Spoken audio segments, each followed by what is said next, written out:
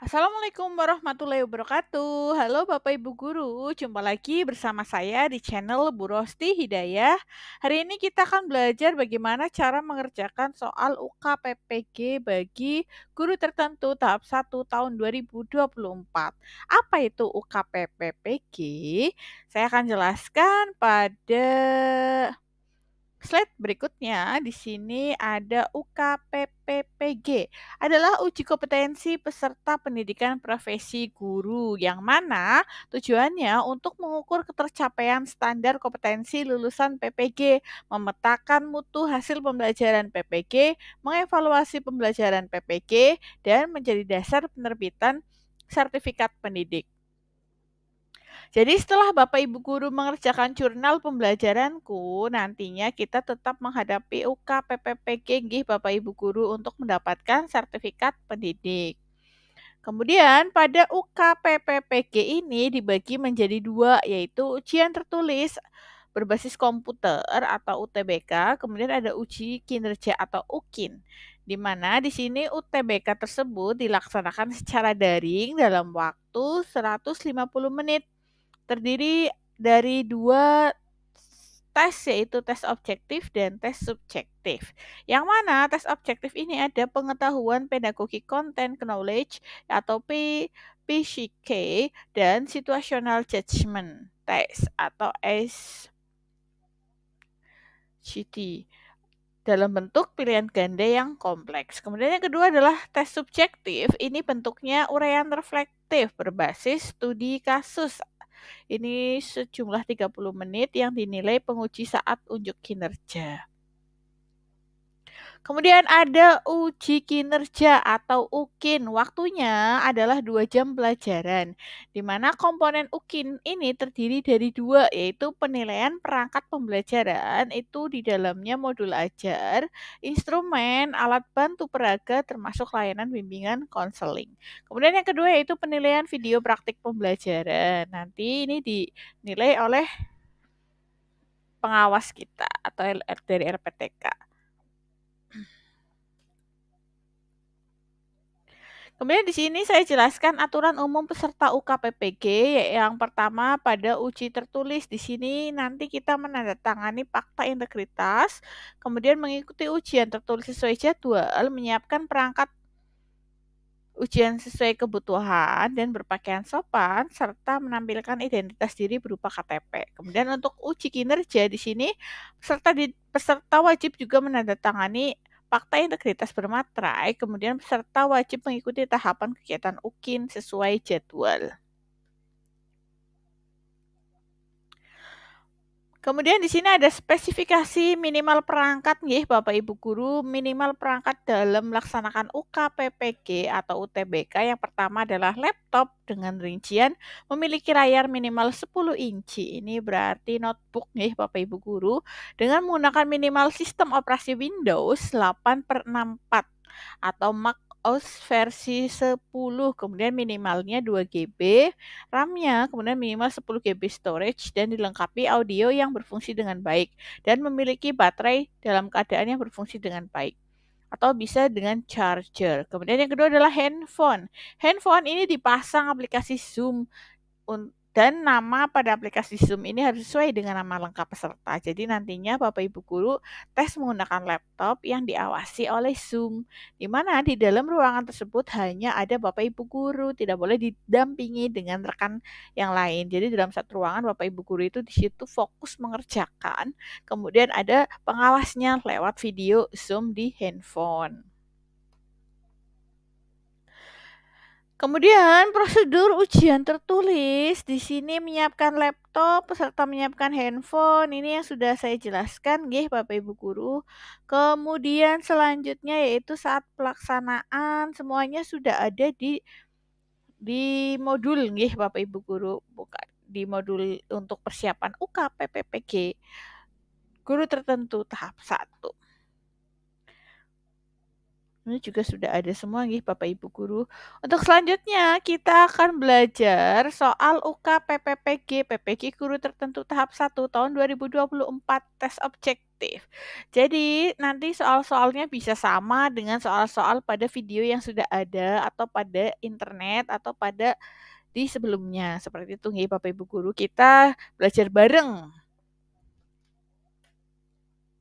Soal yang pertama, seorang guru menemukan bahwa salah satu siswanya memiliki kebiasaan belajar yang efektif, sehingga ia kesulitan mengikuti pelajaran. Langkah awal yang tepat untuk mengatasi masalah ini adalah yang yaitu memberikan kesempatan bagi siswa untuk merasakan pengalaman sukses dalam belajar meskipun prestasinya adalah minimal. Soal yang kedua, beberapa siswa memiliki kecenderungan belajar berupa pengerjaan soal atau tugas dengan cepat, tetapi hasilnya banyak kesalahan. Gaya belajar para siswa tersebut adalah yaitu A. Impulsif. Jadi siswanya sering banget belajar dalam mengerjakan soal, ini cepet nih Bapak Ibu Guru, rata-rata siswa kita sekarang seperti itu nih Bapak Ibu Guru. Kemudian soal berikutnya yaitu Anda adalah seorang guru dengan seorang siswa yang merupakan anak pengawas sekolah di kota tersebut. Siswa tersebut memiliki nilai rendah dan kepala sekolah meminta agar nilainya ditingkatkan agar bisa masuk dalam kelompok siswa berprestasi baik.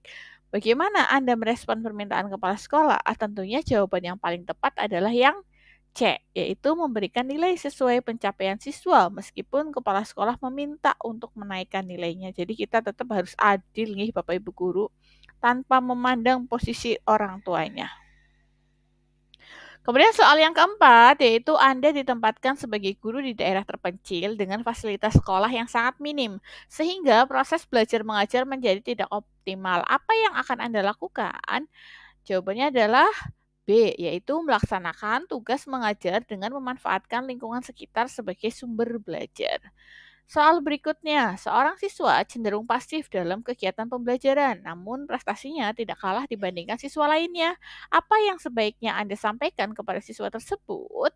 Jawaban yang tepat adalah D, yaitu prestasi akan lebih baik lagi jika siswa tersebut lebih memperhatikan pelajaran yang disampaikan guru. Soal berikutnya, salah satu siswa Anda berbeda agama dari mayoritas siswa di kelas. Setiap hari Sabtu, ia meminta izin untuk beribadah selama 1 jam dan meninggalkan sekolah. Apa tindakan Anda? Tentunya kita memberi izin. Jawaban yang tepat adalah A, yaitu memberi izin. Karena kan cuma 1 jam nih Bapak Ibu Guru untuk beribadah. Kemudian soal berikutnya itu penggunaan potongan sapu lidi, kelereng, globe, gambar-gambar yang menyangkut pembelajaran IPA sebagai media adalah sesuai dengan tahapan perkembangan berpikir anak yang dikenal dengan itu. Ini tuh karena potongan sapu lidi, kelereng, globe itu nyata nih Bapak Ibu Guru, jadi adalah konkret bendanya. Maka jawaban yang tepat adalah A, yaitu anak memahami bilangan dan angka tetapi masih terkait dengan objek bersifat konkret atau operasional konkret. Kemudian soal berikutnya, seseorang peserta didik selalu ingin mendominasi dalam suatu kelompok belajar. Ia tidak memberi kesempatan kepada anggota lain untuk mengemukakan pendapat. Jika teman lain yang memimpin dan mengendalikan jalannya diskusi, ia memisahkan diri dan cenderung belajar sendiri. Peserta didik tersebut mengalami permasalahan dalam perkembangan A. Sosial emosional. Soal selanjutnya, apabila kemampuan yang diharapkan oleh guru IPA SD adalah siswa bisa menguasai memberikan pendapat tentang hakikat permasalahan sosial di lingkungan sekitar, jenis tes yang tepat untuk diberikan adalah A. Uraian, karena di sini soalnya memberikan pendapat tentang hakikat permasalahan sosial. Kemudian soal berikutnya, salah satu tugas wali kelas setiap kenaikan kelas harus menentukan 3 siswa terbaik untuk menerima hadiah dari sekolah. Jika Anda sebagai wali kelas, penentuan urutan 1, 2, dan 3 itu berdasarkan B. Kepribadian dan nilai rapor. Jadi tidak hanya nilai rapor saja nih Bapak Ibu Guru, tapi juga kepribadian peserta didik kita. Kemudian soal berikutnya, dalam kaitannya dengan upaya memotivasi belajar siswa dan agar proses pembelajaran berlangsung efektif, guru perlu mengacu pada strategi pembelajaran. Ini mohon maaf saya tidak bacakan pilihan gadanya nggih Bapak Ibu guru. Soal berikutnya, standar lulusan minimal belajar SKMB ditentukan oleh faktor-faktor di bawah ini. Jawaban yang tepat adalah yang D, yaitu intake siswa, tingkat kesulitan, dan sarana pendukung. Semuanya lengkap. Kemudian soal berikutnya, bentuk penilaian yang menghendaki peserta didik menampilkan sikap menggunakan pengetahuan yang diperoleh dalam pembelajaran dan melaksanakan tugas disebut penilaian autentik, yaitu C. Kalau pretest itu adalah tes sebelum materi pembelajaran, post-test adalah tes setelah materi kita sampaikan, kemudian non-autentik itu yang kemudian terakhir asesmen awal. Kemudian soal berikutnya, seorang anak dapat menggunakan kata secara efektif, baik lisan, tulisan, maupun fonologi atau bunyi bahasa, semantik, dimensi pragmatik, atau penggunaan praktis bahasa. Menurut Howard Gardner, anak tersebut mempunyai kecerdasan, tentunya adalah kecerdasan bahasa, yaitu A, kecerdasan bahasa. Berikutnya, seorang anak atau seorang siswa kedapatan membawa HP ke sekolah padahal sudah ada peringatan serta aturan agar peserta didik tidak membawa HP ke sekolah. Sebagai guru, bagaimana Anda menanggapi permasalahan tersebut? Jawaban yang paling tepat adalah yang D, yaitu saya menemui siswa yang membawa HP saat di sekolah maupun di kelas serta memberikan teguran langsung dengan harapan tidak mengulangi pelanggaran tersebut. Soal berikutnya yaitu dalam perjalanan menuju sekolah, pada pemberhentian di perempatan Anda melihat siswa SMA pengendara motor berhenti melewati garis marka jalan. Anda akan melakukan apa? Jawaban yang paling tepat adalah yang C, yaitu menegur dengan santun agar siswa tersebut tidak melampaui garis marka jalan demi keselamatannya. Kemudian soal berikutnya, kemampuan berpikir untuk mengoperasikan kaidah-kaidah logika tapi masih terkait dengan objek-objek bersifat konkret merupakan ciri-ciri kemampuan anak berusia 7 hingga 11 sampai 12 tahun nggih Bapak Ibu guru. Ini adalah anak usia sekolah dasar di mana ini kalau menurut taksonomi Bloom itu masih operasional konkret. Soal berikutnya, kelas akselerasi adalah untuk memenuhi kebutuhan siswa yang memiliki potensi dan bakat akademis luar biasa. Makna dan istilah akselerasi di kalimat tersebut adalah yang C, percepatan. Berikutnya, perhatikan pernyataan di bawah ini. Ada refleksi, penetapan fokus permasalahan, perencanaan tindak lanjut, perencanaan tindak perbaikan, pelaksanaan tindakan, dan pengumpulan data. Dari daftar di atas, urutan langkah penelitian tindakan yang benar menurut Kurt Lewin adalah yang A, yaitu yang pertama, penetapan fokus permasalahan. Yang kedua, perencanaan tindakan perbaikan. Yang ketiga, pelaksanaan tindakan. Yang keempat, pengumpulan data. Yang kelima, refleksi. Dan yang terakhir adalah perencanaan tindak lanjut. Soal berikutnya, dalam kompetensi pedagogi, guru menguasai teori belajar dan prinsip-prinsip pembelajaran yang mendidik. Dalam prinsip pembelajaran yang mendidik, guru harus B, menerapkan berbagai pendekatan, strategi, metode, dan teknik pembelajaran yang mendidik secara kreatif dalam mata pelajaran yang diampu. Kemudian soal berikutnya, menurut pasal 1 ayat 1 UUD 1945, Indonesia adalah negara kesatuan berbentuk republik dari Sabang sampai Merauke, terdiri atas pulau-pulau yang diikat satu bendera merah putih. Yang dimaksud negara kesatuan adalah yang C, yaitu bentuk negara Indonesia. Soal berikutnya, peninggalan Kerajaan Majapahit di bidang karya sastra yang memuat kata Bhinneka Tunggal Ika yaitu berasal dari kitab apa yuk? Satasoma, Negara Kartagama, Arjuna Wiwaha, dan Kunjara Kunja, dan kitab Mahabharata. Kemudian soal berikutnya yaitu rumusan Pancasila sebagai dasar negara yang ditetapkan oleh PPKI pada tanggal 18 Agustus 1945 telah mengalami perubahan dari bahan dasarnya yakni Piagam Jakarta tanggal 22 Juni 1945.